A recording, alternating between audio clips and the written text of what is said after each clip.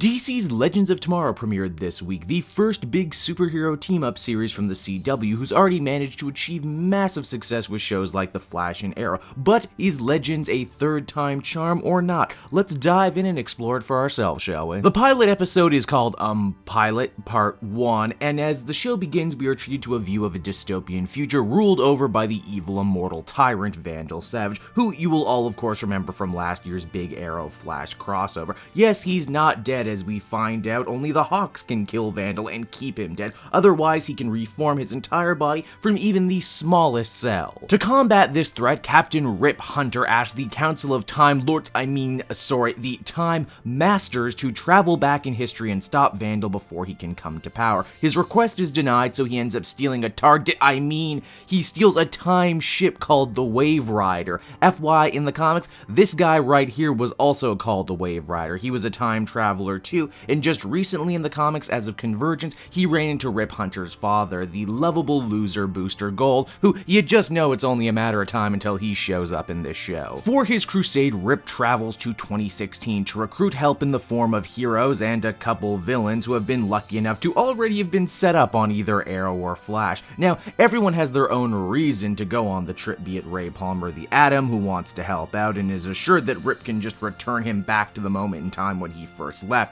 which I guess is this new DC Universe's way out should they want to use any of these heroes while they're out doing the whole Legends thing. The Hawks, Shire and Khufu, who by far have the most invested interest in stopping Vandal more than anyone else in the cast for that matter, because if he kills them, he will get to remain immortal. Firestorm, made up of one part Dr. Stein, who is totally stoked to go on this trip and learn about time travel, and Jax, who despite being on really good terms with his other half the last time we saw him, since then their relationship has soured. Then of course there's the wild cards of the team, Captain Cold and Heatwave, who here in this show seem way more inseparable than they ever did on Flash. They join the mission if only so they can try stealing from the past. Yeah, these two were instantly my favorite, even if I do raise an eyebrow at Heatwave's inclusion. I mean, you already have a dude with fire powers who can also fly, why do you need two?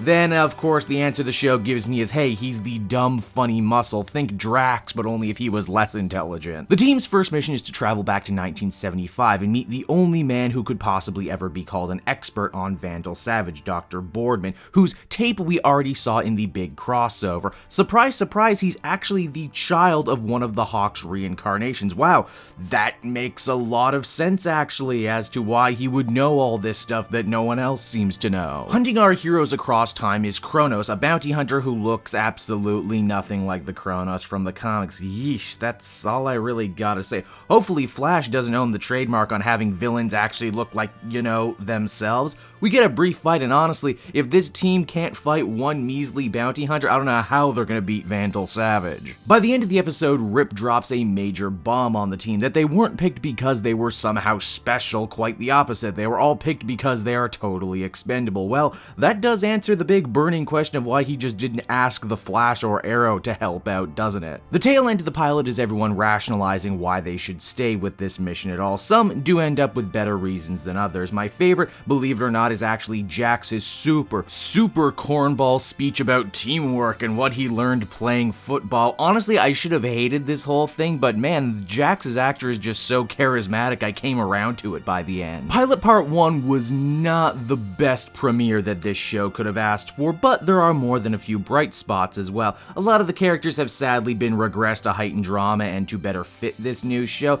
There's some clunky dialogue, and even though this is a team vehicle where you would think everyone coming in already knows these characters' backstory, they waste a good amount of time getting newbies up to speed. Now, I'll be forgiving about a lot of this. I mean, unlike Arrow and Flash, where they had decades worth of comic book storylines to draw on, Legends of Tomorrow is kind of working without a net and really doing their own original thing. What I won't forgive, however, as a fan of science fiction, that this is a big time travel story where they don't hammer in this particular show's rules about time travel right away. I mean, is this Terminator rules? Is this Back to the Future rules? Is this Doctor Who rules? Personally, I came away really liking the stuff with the Hawks and hope to see them get explored a little bit more. Rip Hunter is a joy, and geez, I guess when you break it down, our main character, quote unquote, when you stop to think about it. It is a pilot, and most pilots are not reflected reflective of the show's overall quality, so you can bet I'm going to stick around with this one, even if I do give Pilot Part 1 a 6.5 out of 10. Hey everyone, thanks so much for watching my newest video. I hope you enjoyed it, and I hope you'll feel like checking out some more videos I have on offer here at Cape Joel.